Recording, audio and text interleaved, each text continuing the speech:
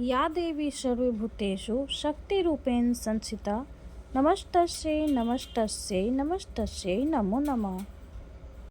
जय माता दी दोस्तों, स्वागत है आपका हमारे YouTube चैनल में। आज की इस वीडियो में हम श्री दुर्गा सप्तशती पाठ का अध्याय 2, 3 और 4 का पाठ करेंगे। दूसरा अध्याय में हम देवताओं के तेज से देवी का प्रादुर्भाव और महिषासुर की सेना का वध के बारे में जानेंगे। तो आइए पाठ शुरू करते हैं। महर्षि मेघा बोले, प्राचीन काल में देवताओं और असुरों में पूरे 100 वर्षों तक घोर युद्ध हुआ था और देवराज इंद्र देवताओं के नायक थे।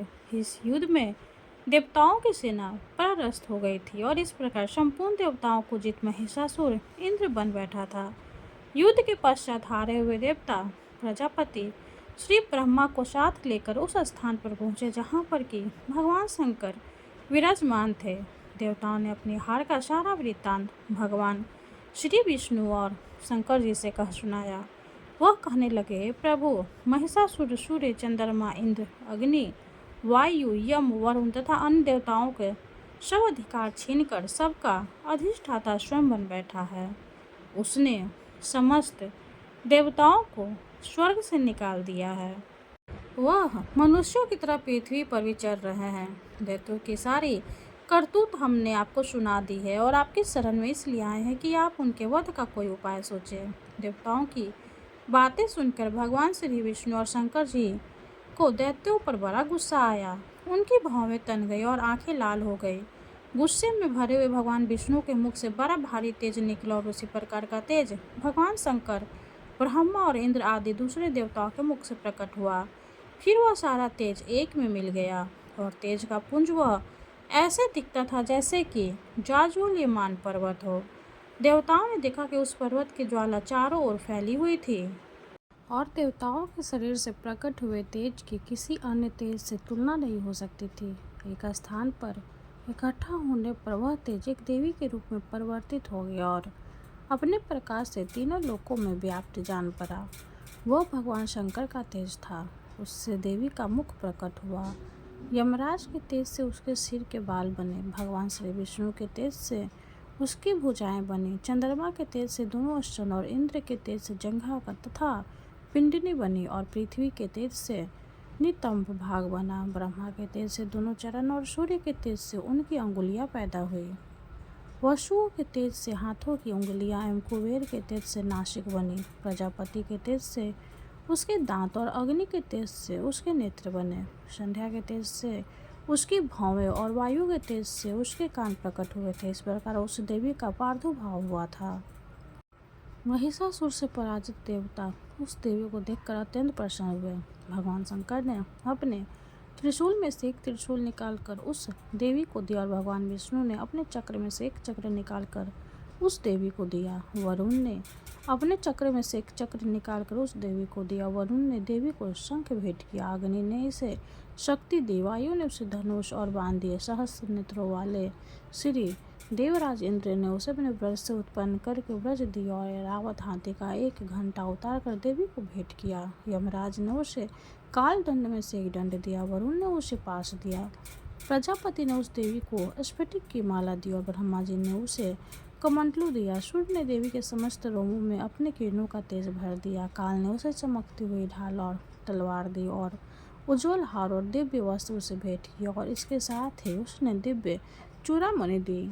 2 कुंडल, कंगन, उज्ज्वल अर्धचंद्र, बाहों के लिए बाजूबंद, चरणों के लिए नूपुर, गले के लिए सुंदर हंसली और अंगुलियों के लिए रत्नों की बनी हुई अंगूठियां उसे दी। विश्वकर्मा ने उनको फरसा दी और उसके साथ ही कई प्रकार के अस्त्र और अभेद्य कवच दिए। इसके अतिरिक्त उसने कभी न कुम्हलाने वाले सुंदर कमलों की मालाएं भेंट दी। समुद्र ने सुंदर कमल का फूल भेंट किया। हिमालय ने सवारी के लिए सिंह और तरह तरह के रत्न दिए और भेंट किए।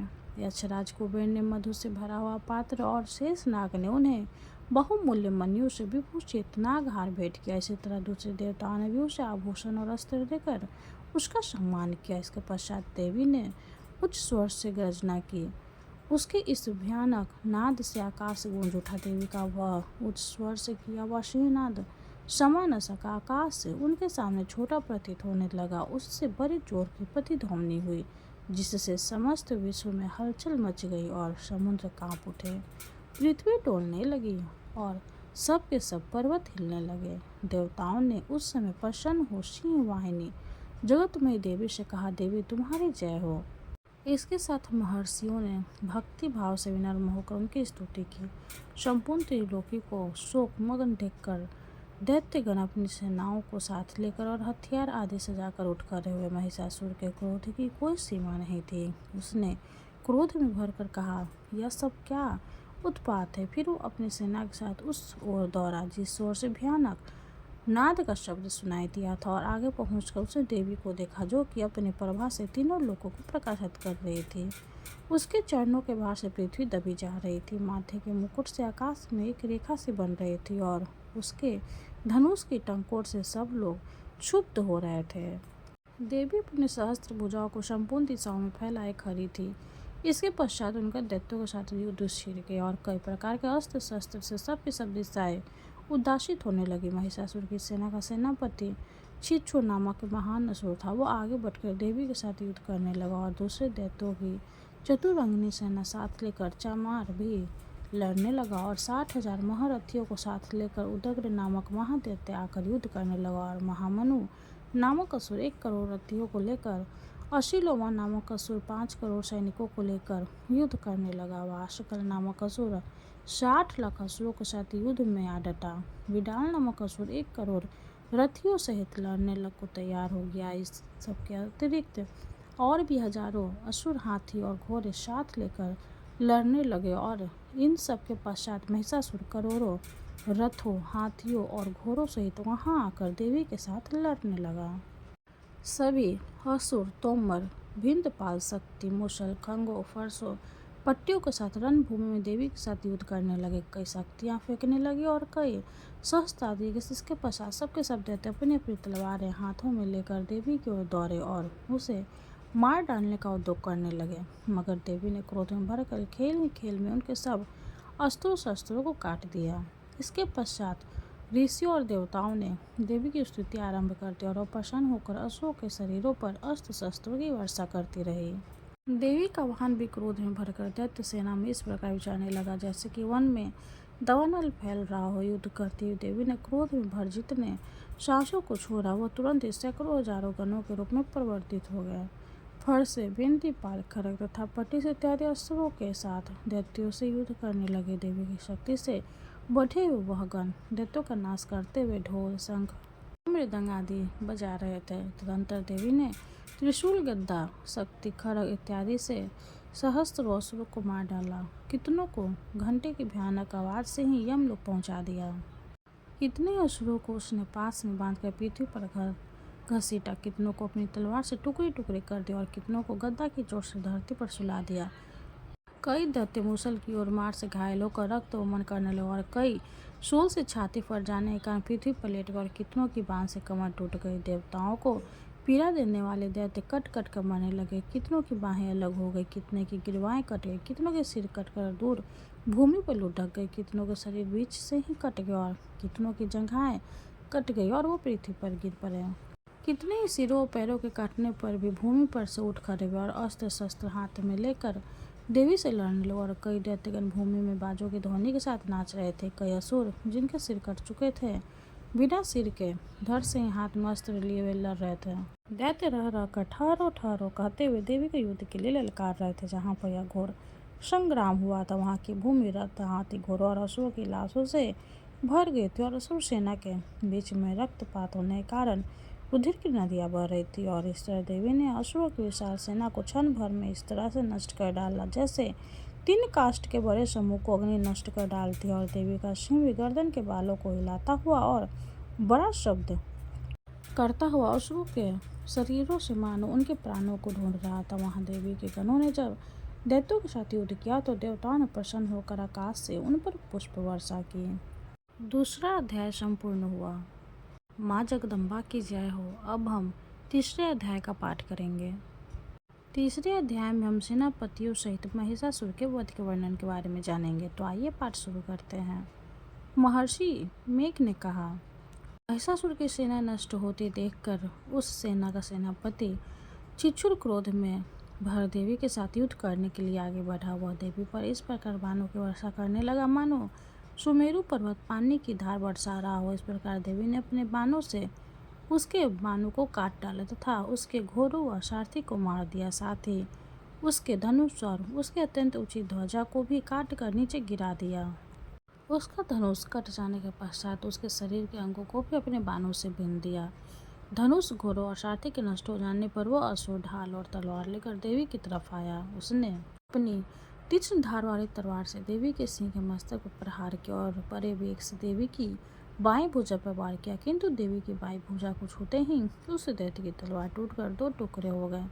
इससे दैत्य ने क्रोध में भरकर शूल हाथ में लिया और उससे भद्रकाली देवी की ओर फेंका। देवी की ओर आता हुआ वह शूल आकाश से गिरते हुए सूर्य के समान प्रज्वलित हो उठा। उस शूल को अपनी ओर आते हुए देखकर देवी ने भी शूल छोड़ा और महाअसुर के शूल के 100 टुकड़े कर दिए और साथ ही महाअसुर के प्राण भी हर लिए। चिच्छुर के मरने पर देवताओं को दुख देने वाला चमार नामक दैत्य हाथी पर सवार होकर देवी से लड़ने के लिए आया और उसने आने के साथ ही शक्ति से प्रहार किया, किंतु देवी ने अपने हुंकार से ही उसे तोड़कर पृथ्वी पर डाल दिया। शक्ति को टूटा हुआ देखकर दैत्य ने क्रोध से लाल होकर शूल को चलाया, किंतु देवी ने उसे भी काट दिया।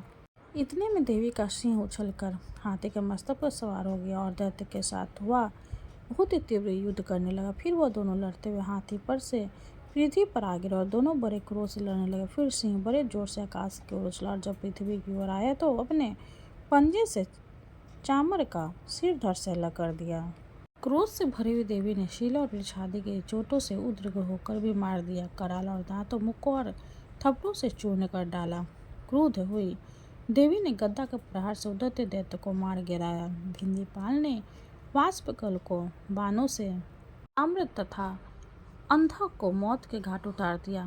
तीनों नेत्र वाली परमेश्वरी ने त्रिशूल से उग्रास से उग्रवीर और महामनु नामक राक्षसों को मार गिराया।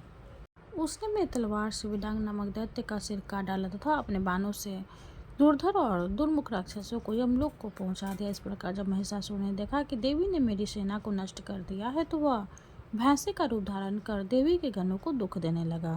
उन गणों में कितनों को उसने मुख के प्रहार से, कितनों को खोरों से, कितनों को पूंछ से, कितनों को सींगों से, बहुत को दौड़ाने के वेग से, अनेकों को सिंहनाद से, कितनों को चक्कर देकर और कितनों को श्वास वायु के झोंकों से पृथ्वी पर गिरा दिया। वह तो इस प्रकार गणों की सेना को गिरा देवी के सिंह को मारने के लिए दौड़ा। इस प्रकार देवी को बड़ा गुस्सा आया। उधर दैत्य भी क्रोध में भरकर धरती को खूरों से खोदने लगा तथा सिंहों से पर्वत को उखाड़ कर धरती पर फेंकने लगा और मुख से शब्द करने लगा। महिषासुर के वेग से चक्कर देकर कारण पृथ्वी क्षुब्ध होकर फटने लगी। उसकी पूंछ से टकराकर समुद्र चारों ओर फैलने लगा। हिलते हुए सिंहों से आघात से मेघ खंड खंड हो गए और सांस से आकाश में उठते हुए पर्वत फटने लगे। इस तरह क्रोध में भरे हुए राक्षस को देखकर चंडिका को भी क्रोध आ गया और वह उसे मारने के लिए क्रोध में भर गई। देवी ने पास फेंकर दैत्य को बांध लिया और उसने बंध जाने पर दैत्य का रूप त्याग दिया और सिंह का रूप बना लिया। और जो ही देवी उसका सिर काटने के लिए तैयार हुई कि उसने पुरुष का रूप बना लिया जो कि हाथ में तलवार लिए हुए था। देवी ने तुरंत ही अपने बाणों के साथ उस पुरुष को उसकी तलवार ढाल सहित बींध डाला। इसके पश्चात वह हाथी के रूप में दिखाई देने लगा और अपनी लंबी सूंड से देवी के सिंह को खींचने लगा और गरजने लगा। देवी ने अपनी तलवार से उसकी सूंड काट डाली। तब राक्षस ने एक बार फिर भैंसे का रूप धारण कर दिया और पहले की तरह चर अचर जीवों सहित समस्त त्रिलोकी को व्याकुल करने लगा। इसके पश्चात क्रोध में भरी हुई देवी बारंबार उत्तम मधु का पान करने लगी और लाल लाल नेत्र करके हंसने लगी। बल वीर तथा मन से क्रोध हुआ दैत्य भी गरजने लगा। अपने सिंगों से देवी पर पर्वतों को फेंकने लगा। देवी अपने बाणों से उसके फेंके हुए पर्वतों को चूर्ण करते हुए बोली, ओ मूर्ख, जब तक मैं मधुपान कर रही हूँ तब तो गरज ले और इसके पश्चात मेरे हाथों तेरी मृत्यु हो जाने पर देवता गरजेंगे। महर्षि मेघा ने कहा। यूं कहकर देवी उछलकर उस दैत्य पर जा चढ़ी और उसको अपने पैर से दबाकर शूल से उसके गले पर आघात किया। देवी के पैर से दबने पर भी दैत्य अपने दूसरे रूप से अपने मुख से बाहर होने लगा। अभी वो आधा ही बाहर निकला था कि देवी ने अपने प्रभाव से उसे रोक दिया। जब वह आधा निकला वहीं दैत्य युद्ध करने लगा तो देवी ने अपनी तलवार से उसका सिर काट दिया। इसके पश्चात सारे राक्षस सेना हाहाकार करते हुए वहां से भाग खड़े हुई और सब देवता अत्यंत प्रसन्न हुए तथा ऋषियों महर्षियों सहित देवी की स्तुति करने लगे। गंधर्व राजगान करने लगे तथा अप्सराएं नृत्य करने लगी। इस प्रकार तीसरा अध्याय संपूर्ण हुआ। बोलिए मां अम्बे की जय। अब हम चौथा अध्याय का पाठ करेंगे। चौथा अध्याय में हम इंद्रादि देवताओं द्वारा देवी की स्तुति के वर्णन के बारे में जानेंगे। तो आइए पाठ शुरू करते हैं।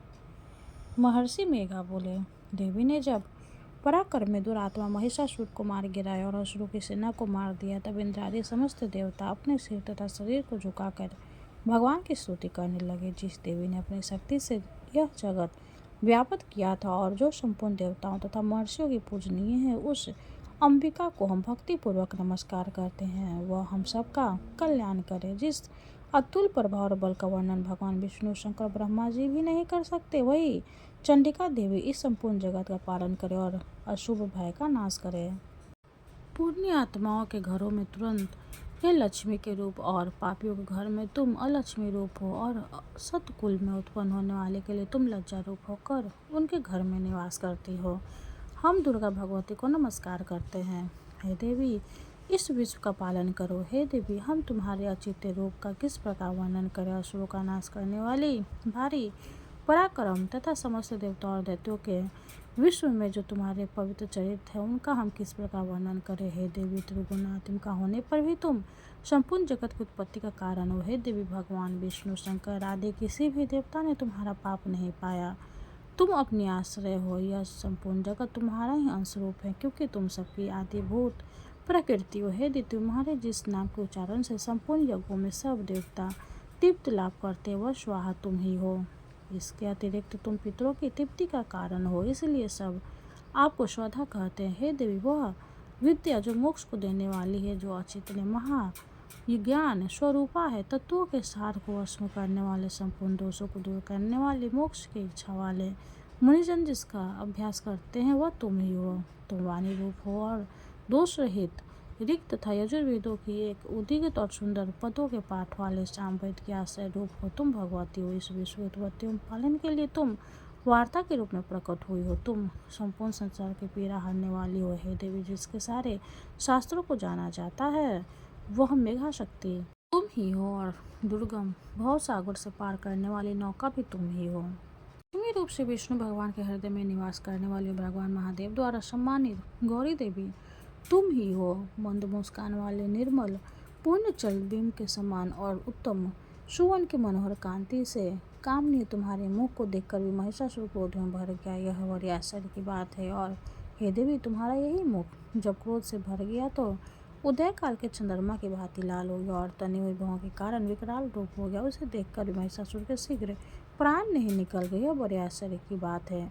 आपके कुपित मुख के दर्शन करके भला कौन जीवित रह सकता है। देवी, तुम हमारे कल्याण के लिए प्रसन्न हो। आपके प्रसन्न होने के इस जगत का भी उदय होता है और जब आप क्रोध हो जाती हो तो कितने ही कुलों का सर्वनाश हो जाता है। यह हमने अभी अभी जाना है कि जब तुमने महिषासुर की बहुत बड़ी सेना को देखते देखते मार दिया है। हे देवी, सदा अब उदय प्रताप देने वाली तुम जिस पर प्रसन्न हो जाती हो, वही देश में सम्मानित होते हैं। उनके धन यश की वृद्धि होती है। उनका धर्म कभी शिथिल नहीं होता और उनके यहाँ अधिक पुत्र पुत्रियां और नौकर होते हैं। हे देवी, तुम्हारी कृपा से ही धर्मात्मा पुरुष प्रतिदिन श्रद्धापूर्वक यज्ञ करता है और धर्मानुकूल आचरण करता है और उसके प्रभाव से स्वर्ग लोक में जाता है, क्योंकि तुम तीनों लोगों को मनवांछित फल देने वाली हो। है माँ दुर्गे, तुम स्मरण करने पर संपूर्ण जीवों के भय नष्ट कर देती हो और स्थिर चित्त वालों के द्वारा चिंतन करने पर उन्हें और अत्यंत मंगल देती हो। हे दारिद्र्य दुख नाशनी देवी, तुम्हारे सिवा दूसरा कौन है। तुम्हारा चित्त सदा दूसरों के उपकार में लगा रहता है। हे देवी, तुम शत्रुओं को इसलिए मारती हो कि उनके मरने से दूसरों को सुख मिलता हुआ, चाहे नरक में जाने के लिए चिरकाल तक पाप करते रहो, किंतु तुम्हारे साथ युद्ध करके सीधे स्वर्ग को जाएं, इसलिए तुम उनका वध करती हो। हे देवी, तुम दृष्टि पात मात्र से समस्त असुरों को भस्म नहीं कर सकती है। अवश्य ही कर सकती हो, किंतु तुम्हारा शत्रुओं के शास्त्रों के द्वारा माना इसलिए कि शास्त्रों के द्वारा मरकर स्वर्ग को जावे। इस तरह से हे देवी, उन शत्रुओं के प्रति भी तुम्हारा विचार उत्तम है। हे देवी, तुम्हारे उग्र खड़ग की चमक से और त्रिशूल की नोक की कांति की किरणों से असुरों की आंखें फूट नहीं गई। उसका कारण यह था कि वे किरणों से शोभायमान तुम्हारे चंद्रमा के समान आनंद प्रदान करने वाले सुंदर मुख को देख रहे थे। हे देवी, तुम्हारा शील बुरे वृतांत को दूर करने वाला और सबसे अधिक तुम्हारा रूप है, जो ना तो कभी चिंतन में आ सकता और ना किसी दूसरे से कभी तुलना ही हो सकती। तुम्हारा बल और पराक्रम शत्रुओं का नाश करने वाला, इस तरह तुमने शत्रुओं पर भी दया प्रकट की है। हे देवी, तुम्हारे बल की किसके साथ बराबरी की जा सकती तथा शत्रुओं को भय देने वाला इतना सुंदर रूप भी और किसका है।